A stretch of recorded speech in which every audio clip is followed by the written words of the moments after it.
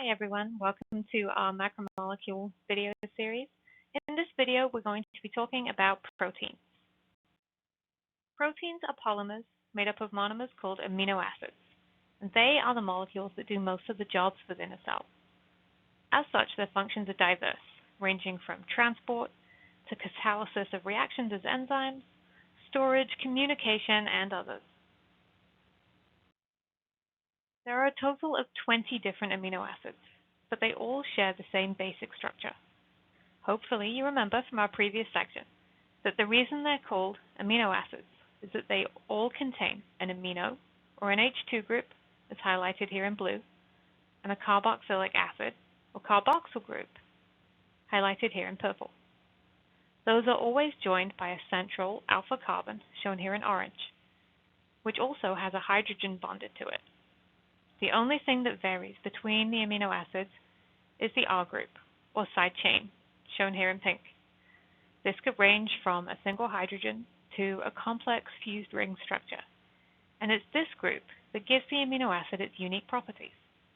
Some are hydrophobic, some are polar, others are charged, and can function either as an acid or a base, depending on the functional groups that make up that R group.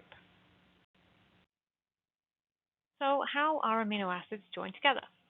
Well, as with the other type of monomers, amino acids are joined by dehydration reactions, and these occur between the carboxyl group of one amino acid and the amino group of the next.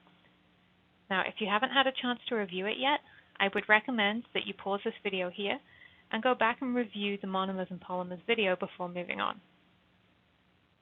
The carboxyl will provide a hydroxyl group, and the amino will provide a hydrogen, which come together to form water.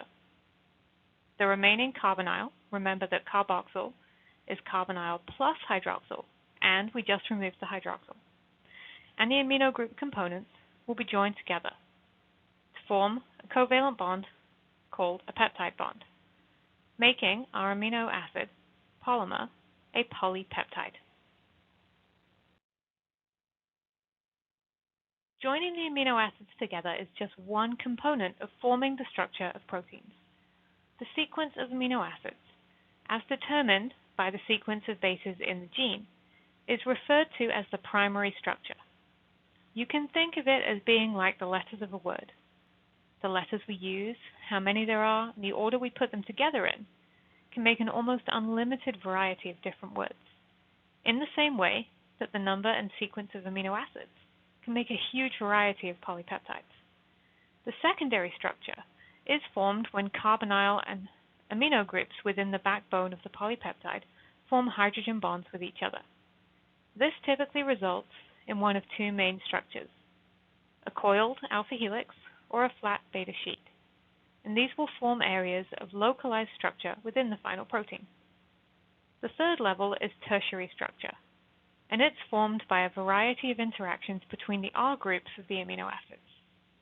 This could include hydrogen bonds, van der Waals interactions, ionic bonds, or even covalent disulfide bonds, depending on the amino acids that are present.